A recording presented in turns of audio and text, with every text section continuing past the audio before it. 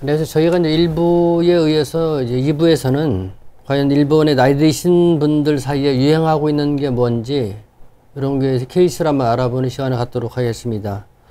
칸다 대학의 위장원 교수님 모셨습니다. 안녕하세요. 네, 안녕하세요. 반갑습니다. 일부에서는 약간 그 돌아가신 얘기라든지 약간 어두운 얘기를 했었는데 2부에서는 약간 좀 재미있는 이런 것 쪽으로 했으면 좋겠습니다. 일부에서 말씀을 하실 때 일본의 고령자가 3,600만 명? 이 정도 된다고 말씀을 하셨는데 과연 그분들이 나이 들어서 뭐하고 지낼까? 우리나라 같은 경우에도 그 은퇴하고 나서 시간대가 참 힘들어가지고서 등산이나 한다든지 또 당구장에서 당구나 치고 앉았고 뭐 이런 거를 많이 하신다고 얘기를 들었는데 제가 이제 보다 보니까 일본에서 유행하고 있는 게 그 해외 단기 어학연수인가요? 이런 얘기가 있던데 한번 잠깐 소개를 해 주시죠. 아, 네네네. 요즘에 그 우리나라에서 뭐 제주도 한 달 살기 뭐 이런 것들이 이제 유행을 얼마 전부터 하고 있고 또 많은 분들이 뭔가 조금 이제 그 소득 수준이 올라가다 보니까 기존의 삶과 다른 뭔가를 이렇게 생각해보는 그런 이제 수요가 우리나라도 좀 커져가고 있다는 생각이 드는데 일본에서는 1990년대부터요 그 시니어 유학이 굉장히 유행을 하고 있습니다. 이 시니어 유학이라는 게 아니 나이 들어서 무슨 유학이야 라고 생각할 수 있는데 순수하게 공부만 하는 그런 유학이 아니고요. 오전에는 그 예를 들면 하와이를 가서 오전에 간단하게 2~3시간 아니면 뭐 4시간 영어 공부를 하고 그 다음에는 이제 맛집을 돌아다니거나 저녁 때도 이렇게 여러 가지 맛집이나 관광지를 돌아다니는 그렇게 해서 한 3개월 정도 보내는 예를 들면 뭐 프랑스에 가서 파리에 가면 루블 박물관이 있는데 그 하루 뭐 2~3일 동안 돌지 못하거든요. 너무 큰 박물관이라서 많은 시간이 걸리거든요. 그러다 보니까 아예 이제 프랑스에 가서 아까 말씀드린 것처럼 오전에 3~4시간 간단하게 회화 배우고 그 다음에 이제 점심 때 맛집 돌아다니고 박물관 보고 박물관 다 보고 난 다음에는 뭐 와인 그 농장 같은 데를 좀 돌아다니기도 하고 이제 그렇게 한 3개월 정도 경험하고 돌아오는 거를 시니어 유학이라고 합니다. 이게 굉장히 90년대부터 유행을 많이 하고 있고 부부가 같이 가기도 하고 아니면 혼자 가시기도 하고 그렇게 하고 있는데요.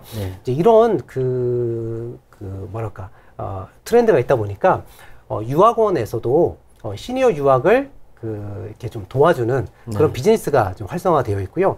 제가 하나 한 군데 유학원의 홈페이지인데 한 채널을 갖고 왔는데 여기 보면 뭐 50대 일본어지만 50대 이상도 가능한 유학이란 뭐 이런 주제로 이렇게 가운데 크게 써 있는데 이런 식으로 나이 들어서도 유학을 하는 분들이 많고 예를 들면 또 여행사에서도 새로운 이게 비즈니스 기회가 돼요. 왜 그러냐면 아직은 이제 어학이 잘 안 되시는 분들이 많거든요. 그러다 보니까 비행기 티켓도 구해야 되고 현지에서 한 3개월 동안 머무는 경우 호텔 있을 수도 있고 아니면 콘도미니엄 같은 데도 있을 수 있고 그러다 보니까 그런 걸 다 이렇게 수속을 해주기도 하고요.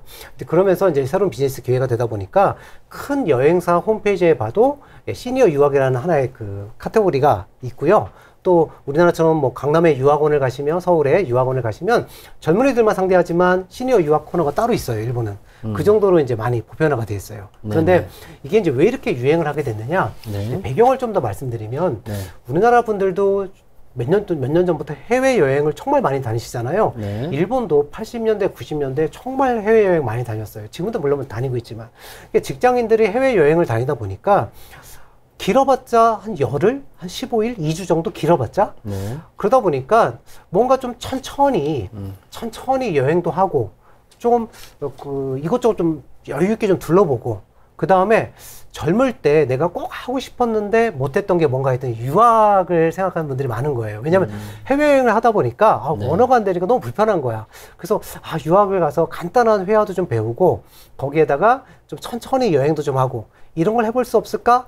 그걸 접목한 게 시니어 유학이에요. 그래서 제가 아는 분도 한국을 너무 좋아하는 분이 계세요. 그래서 60세 자기가 이제 퇴직하자마자 미리미리 준비했다가 한국어를 공부해서 60세에 연세 어학당에 오셔가지고 한국어를 배우면서 그러면서 이제 간단한 회화를 좀 하고 왔기 때문에 여기서 좀 더 배우고 주말마다 뭐 하시냐? 부여도 가시고 부산도 가시고 여수도 가시고 다 여행 다니시는 거예요. 이렇게 일본 분들이 나이 드신 분이 와서 지금 코로나 때문에 그렇게 거의 멈췄는데 그 전에 여기 한국에 오셔가지고 그렇게 보내는 분들을 제가 많이 봤어요. 그런 식으로 이제 본인들이 좋아하는 나라 하고 싶었던 거 이거를 이렇게 찾는 분들이 굉장히 늘어나면서 이 시니어 유학이 굉장히 많이 유행을 하고 있습니다. 이제 교수님 말씀을 듣다 보니까 이제 저 같은 경우도 몇 년 있으면 은퇴를 하게 되는데. 저는 좀 계획을 잡아놓은 게 있거든요. 그러세요? 네. 저는 이제 일본의 해안 시대, 네네. 거기 이제 진원정 불교라고 한국 사람들은 조금 이제 낯설을 텐데, 창시하신 분이 이제 코브대사거든요. 네네네. 그분이 88개 절을 수행했던 88개 절이 있는데, 시코쿠 지역에 1,400km 정도 된다고 하더라고요. 네네. 그거를 도는데 45일 정도 소요해야 되는데, 그거를 은퇴하고 나서 한번 가보고 싶어가지고, 개인적으로 좀 푼들을 가입하고 있습니다. 대단하십니다. 그러시구나. 한 600만 원 정도면은 할 수 있겠더라고요. 혼자서 가세요? 아니, 이제 그거는 집사람 의논해서 같이 간다라면 이제 1,200만 원 드는 거고, 아니면 저 혼자 가고, 개인적으로 생각을 하고 있는데, 네네. 또 다른 얘기를 듣다 보니까 이제 해외 나가는 거 말고, 네네. 지금 저 교수님 같은 경우에는 이제 일본에서 계셨던 분이 해외 나가는 거, 네네. 근데 반대 얘기도 들어봤는데, 네. 해외 주재원 또는 네네. 외교관 같은 활동을 하셨던 분들이 은퇴하고 나서 네네. 동경에서 이제 가이드 있잖아요. 네네네. 1시간에 한 1,000엔 정도 받는다고 하더라고요. 네네. 그거 받아가면서 용돈도 벌고, 네네. 끝나고 나면 또 이자카야 한잔하고, 뭐 이런 얘기를 들었습니다. 그러면 이게 단기 지금 해외 어학연수 쪽을 말씀을 해주셨는데, 네네. 나이 드신 분들이 해외에 장기 롱스테이라고 할까요? 네네. 장기적으로 머무는 어떤 삶 이런 것 한번 소개를 해주시죠. 네네. 아무튼 근데 최국수 위원님도 대단하시다. 아무튼 은퇴 이후에 그렇게 일본에 좋은 프로그램을 이미 계획하고 준비하신다는 얘기 들으면서 네. 굉장히 일본에 보면 이제 50대 중반이나 일본은 이제 은퇴가 65세인데 50대 후반부터 이렇게 해외에서 어떻게 보낼까 그걸 계획하는 분들이 되게 많으세요. 이제 그런 분하고 대화하는 느낌이 좀 들었었고요. 네네. 일단 일본에서 조금 전에 말씀드린 것처럼 이제 시니어 유학이 유행을 하다 보니까 이제 해외에서 한 3개월 있다 온 거예요. 그러다 보니까 해외 생활이 너무 이렇게 자극도 되고 삶의 만족도도 올라가고 좋은 거예요. 그러다 보니까 아니면 또 젊을 때부터 해외 시니어 유학은 못 갔지만 해외에서 뭔가 좀 한번 살아보고 싶다. 이런 분들이 해외여행이 정말 보편화되다 보니까 많은 분들이 그런 생각을 하게 됐어요. 해외에서 나도 한번 살아보고 싶다. 그래서 일본에서 이제 또 그 다음 유행하게 한 게 뭐냐면 3개월이 아니라 한 1년 정도 아니면 뭐 6개월에서 한 1년 정도 좀 길게 그래서 현지에서 어학교도 다니고 또 집도 구해가지고 이제 배우자랑 같이 살면서 뭐 예를 들어서 일본 사람 분들이 하시는 거니까 일본 음식을 만들어서 현지인들에게 좀 나눠주기도 하고 또 서로 이렇게 교류도 하고 이제 이런 걸 해보는 거죠. 그래서 벚꽃이 필 때 4월달, 3, 4월달에는 일본에 들어와서 벚꽃 축제도 하고 선주에게 용돈도 주고 그러다가 이제 다시 또 말레이시아나 아니면 하와이나 아니면 본인이 원하는 나라에 가서 이제 한 6개월에서 1년 동안 이제 거주하시는 거죠. 이제 이런 해외 롱스테이라고 일본에서는 부르는데 해외 롱스테이 이게 워낙 유행을 하다 보니까 해외 롱스테이 재단이라는 것도 만들어졌어요. 그곳에서 아예 그냥 롱스테이 박람회를 열어요. 매년마다 열리고 있는데 제가 한번 사진 하나 해외 롱스테이 재단에서 박람회 하고 있는 팜플렛 같은 건데 왼쪽 위에 있는 그림이 이게 2015년에 이렇게 했던 건데 매년마다 열리는데 2021년 작년에는 어쩔 수 없이 이제 온라인으로 열렸어요. 근데 정말 관심이 많고 그리고 또 그러다 보니까 해외에 거주하는 분들이 굉장히 늘고 있어요. 그래서 화면 이제 오른쪽을 보시면 이제 그래프가 있는데 요게 이제 해외에서 장기 체류하고 있는 일본인들 그래프인데 코로나 때문에 이제 2020년, 21년 이렇게 줄었지만 그 전에 보면 꾸준히 늘고 있는 거 보시죠. 물론 이분들이 전부 다 해외 롱스테이는 아니지만 그걸 다 포함한 통계거든요. 그런데 굉장히 계속 늘고 있는 걸 알 수 있습니다. 그래서 정말 기존의 삶과 다른 삶, 그래서 뭔가 좀 삶의 활력을 느끼는 그리고 뭔가 새로운 걸 도전하는 이런 분들이 정말 일본에서 많이 늘고 있고 그런 모습을 보면서 나이가 들어서도 뭔가 좀 새로운 삶을 누릴 수가 있구나. 이런 것들을 좀 많이 저는 보면서 이렇게 느끼고 있습니다. 지금 교수님 말씀은 이제 단기 해외 어학연수라든지 또 장기적인 롱스테이를 말씀을 해주셨는데 뭐니 또 가려면 돈이 있어야 된단 말이에요. 이 양반들이 비용 조달 이런 건 현재 어떻게 하고 있는지 좀 구체적으로 말씀을 해주시죠. 또 하나 제가 방금 말씀하셨던 것처럼 시니어 유학이나 해외 롱스테이를 하려고 하면 나이가 60이 넘어가지고 그런 걸 하려면 도대체 어떻게 그게 가능할까 보면서 한마디로 말씀드리면 연금이 있기 때문에 가능한 거예요. 네. 그러니까 연금이라는 게 여러분들도 잘 생각해 보시면 돈을 받을 권리예요. 이거 조금 어려운 이제 연금 제도에서는 수급권이라고 하는데 이 돈을 받을 권리가 있다면 내가 국내에 있던 해외에 있던 몸이 아프던 죽을 때까지 돈을 받을 권리를 갖고 있는 거예요. 그러다 네. 보니까 일을 하지 않아도 돈을 받을 수 있으니까 네. 그러다 보니까 이게 이제 가능한 건데 이 연금이라는 게 있고 또 하나가 그래프를 보면서 잠깐 설명을 드리면 요게 일본의 그 연령대별로 금융자산과 부채가 얼마나 있나라는 건 이제 그래프로 보여주고 있는 건데요. 네. 이제 흰색 막대 그래프가 네. 이제 금융자산이에요. 네. 근데 맨 밑에 보시면 이제 평균이 있고 40대 미만, 40세, 49세, 50에서 59세, 60세에서 69세, 그러니까 60대, 70대 이상 보시면 놀라운 게 60대 이상의 금융자산이 제일 많아요. 네. 근데 우리나라는 40, 50대가 제일 많거든요. 네. 그 아까 그 고령화가 일본이 20년 앞서간다는 말씀을 드렸는데 네. 우리나라보다 일본이 이제 경제 성장을 15년, 20년 좀 앞서서 했기 때문에 여러 가지 통계를 보다 보면 어떤 거는 뭐 이제 케이스 바이 케이스지만 그러니까 10년, 15년 정도 일본이 이렇게 앞서가는 패턴들이 많이 있어요. 그 중에 하나가 이 소득도 보면 금융자산도 일본은 60대, 70대가 많다. 일단 돈이 조금 일단 목돈을 좀 갖고 있고 그다음에 아까 말씀드렸던 연금이라는 거는 지금 현재 65세 이상 세대들, 네, 65세 이상 세대 평균 소득이 보통 이제 300만 원 정도, 313만 원인데 우리나라 돈으로 하면 3,100만 원 정도 돼요. 근데 그 중에 공적연금이 63.6% 정도 됩니다. 그래서 말씀드리고 싶은 거는 목돈을 좀 금융자산을 좀 갖고 있고 거기에다가 아까 말씀드렸던 수급권 연금을 받을 권리를 갖고 있다. 그러다 보니까 굳이 일본에 살지 않아도 오히려 다른 나라에 가서 특히 동남아에 가서 살면은 연금을 받아서 여유 있게 생활을 할 수가 있다. 근데 우리나라도 보니까 그 초등학교 선생님들이나 이런 분들이 부부가 선생님이었던 분들은 연금을 두 분 합쳐서 한 600만 원씩 이렇게 300씩 받아 600만 원씩 받는 분들도 있더라고요.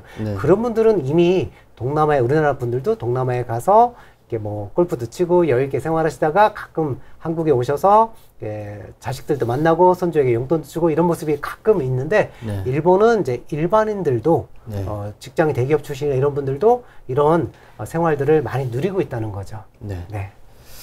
지금 교수님 말씀을 듣다 보니까 방금 전에 했던 그 금융자산 및 부채 현황 도표를 한번 잠시 봐주실까요?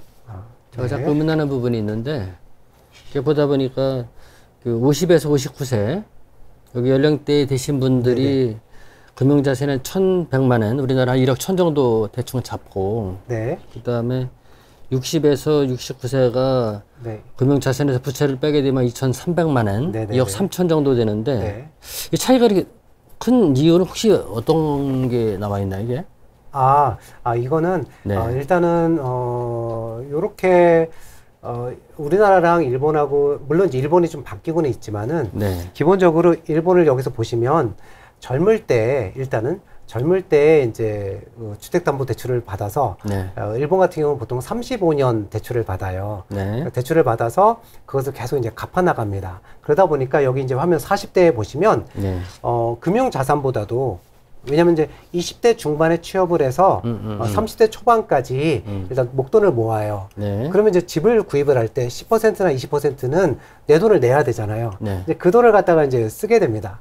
하지만 이제 부채는 엄청 큰 거죠. 왜냐면 35년 동안 갚아야 되니까.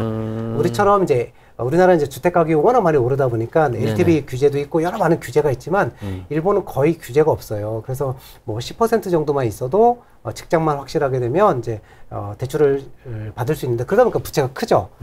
큰 상태인 거고.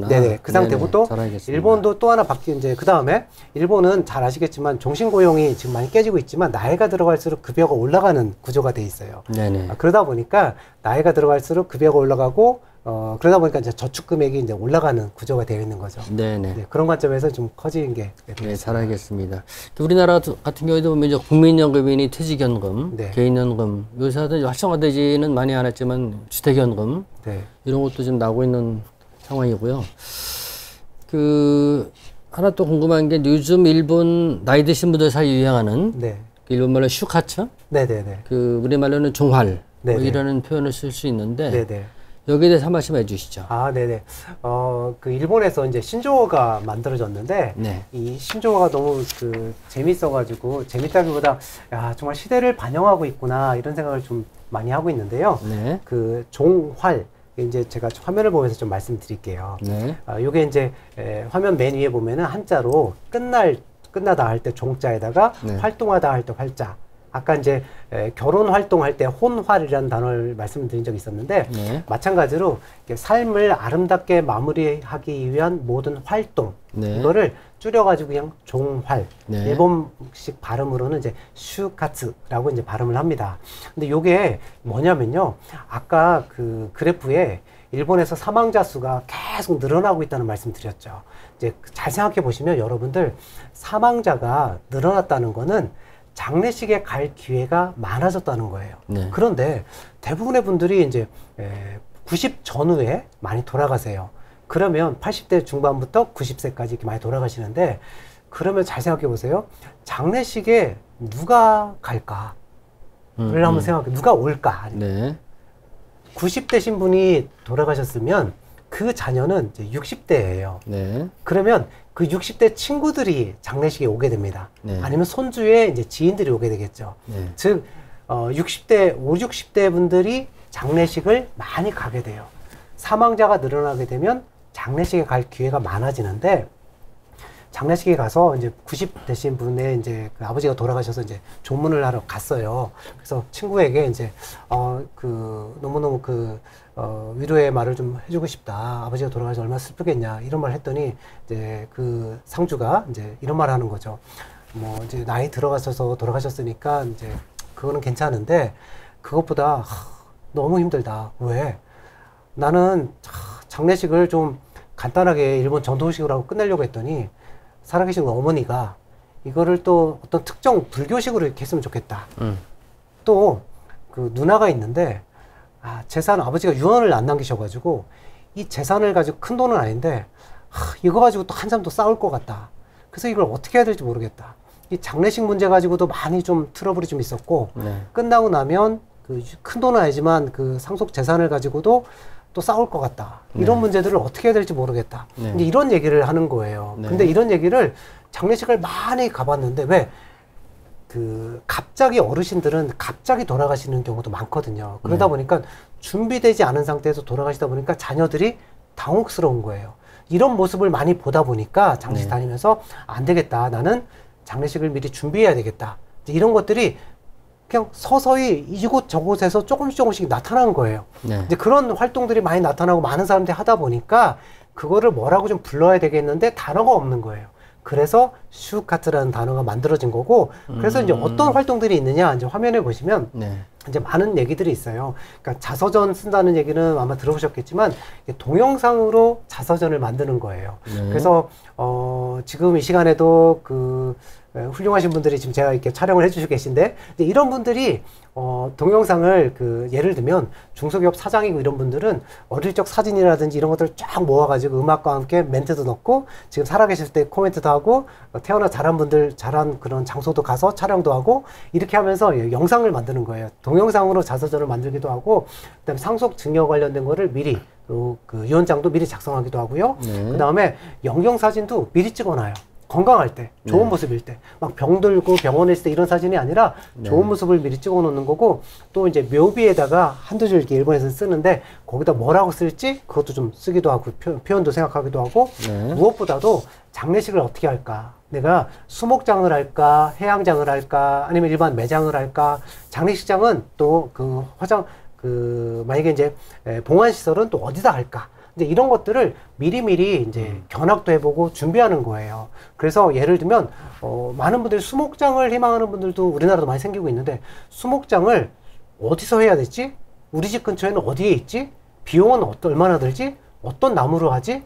잘 모르세요. 그래서 그러한 60대 중반인 분들이 이제 버스 대절을 해서 투어를 이렇게 모집을 합니다. 그러면 거기에 신청하신 분들이 이제 몇십 명이 이제 신청을 해서 사회 이제 전문가가 동참해서 거기에 직접 이제 수목장한 데를 가는 거죠.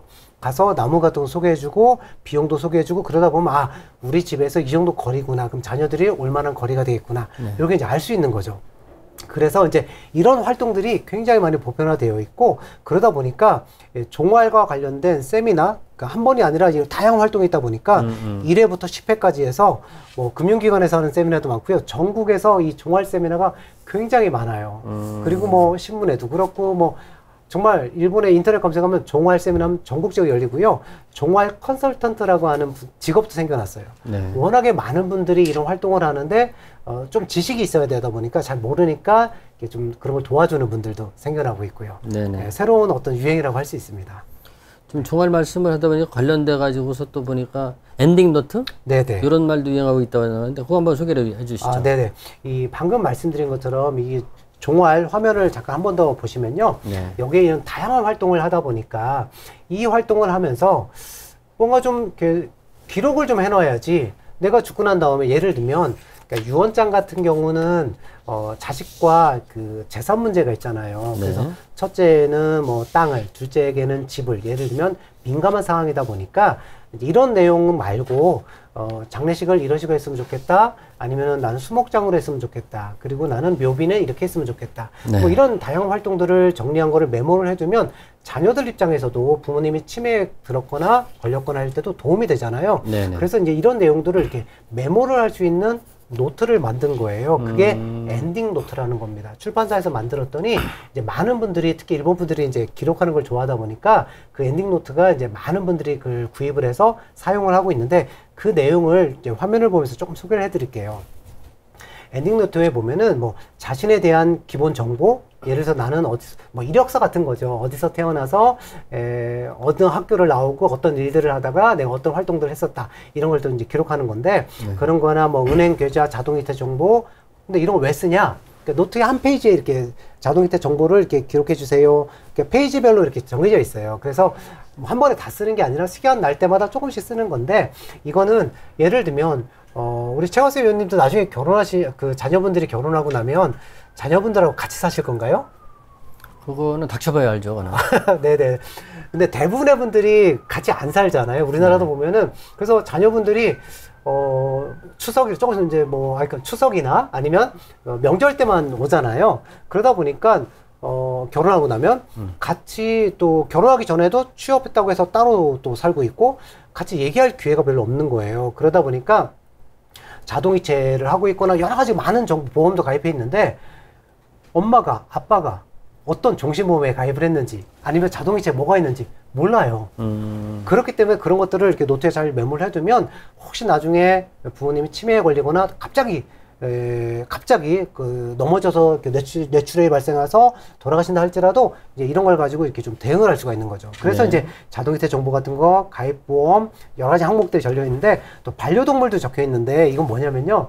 나이가 들어서 개나 고양이를 키우는 분들이 이제 적적하니까 정말 많아요. 우리나라도 많고 일본도 정말 많습니다. 그런데 내가 죽고 나면 이 이쁜 강아지를, 고양이를 이 자식놈이 갖다 버릴 것 같은 거예요. 그래서 미리 이런 강아지나 고양이를 이렇게 이제 데려와서 새로운 주인들을 찾아주는, 분양해주는 이런 비영리 단체가 있는 거예요. 그 비영리 단체의 전화번호, 주소 다 적어놓고 혹시라도 내가 무슨 일이 생기면 여기다 이 강아지를 또 고양이를 맡겨달라 이렇게 다 써놓는 거예요. 반려동물에 대해서. 그리고 또 아까 말씀드렸던 것처럼 빨간색으로 밑에 보시면 희망하는 장례식 있잖아요. 이것도 나는 기독교식으로 해달라, 불교식으로 해달라, 아니면 나는 무교식으로 해달라. 어떤 식으로 해달라는 걸 구체적으로 이렇게 메모를 할 수 있도록 다 이렇게 하는 겁니다. 그리고 또 맨 밑에 보면 중요한 연락처 정보가 있는데 장례식이 친인척 말고 부모님들, 친구들을 요즘에는 자식들하고 교류가 없다 보니까 부모님 친구들이 누군지 누구에게 연락해야 될지 잘 모르는 거예요. 중요한 얘기네요. 네, 이거 굉장히 중요합니다. 그래서 미리 이걸 갖다가 이제 생각날 때 하루아침에 그걸 다 못 적어요. 그냥 생각날 때마다 틈틈이 적는 겁니다. 그렇게 해두면 이거는 이 엔딩 노트는 그냥 적어놨다가 그냥 자식들이 와서 봐도 돼요. 그런 내용을 적는 거죠. 그렇기 때문에 이 유언장 같은 재산 관련된 내용을 적으면 절대 안 돼요. 그냥 그래서 평소에 자식들이 봐도 괜찮은 내용들. 특히나 제가 여기서 딱 하나 더 강조하고 싶은 건 뭐냐면요. 맨 위에 보면은 그 자기에 대한 정보, 자신에 대한 정보랑 함께 가족과의 추억이라는 게 있는데 그 엔딩 노트에도 종류가 여러 가지가 있어요. 근데 어떤 노트에는 제가 이제 이 노트가 마음에 들었는데, 이런 내용이 있어요. 이제 그 자녀를 그 임신했을 때 이제 엄마, 이제 여성을 위한 노트죠. 자식을 임신했을 때 어떤 느낌이었습니까? 또 출산했을 때는 또 어떤 느낌이었습니까? 자식을 키우면서 가장 그 힘들 때는 언제였습니까? 그리고 가장 보람될 때는 언제였습니까? 그리고 자녀들에게 남기고 싶은 말은 무엇입니까? 이제 이렇게 질문만 있고 이제 빈칸을 놔두는 거죠. 네네. 근데 이제 고민해서 쓰는 거죠. 근데 이제 왜 그걸 좋다고 생각했냐면 요즘에 한국이나 일본이나 다들 너무 바빠요. 이제 맞벌이도 늘고 있고요. 자식들하고 이렇게 깊게 얘기할 시간이 없어요. 추석 때나 뭐 설날 때 오면 길 막힌다고 아니면 이제 뭐 남편 쪽 왔으면 아내 쪽도 가야 되니까 그냥 짧게 밥만 먹고 그냥 가요.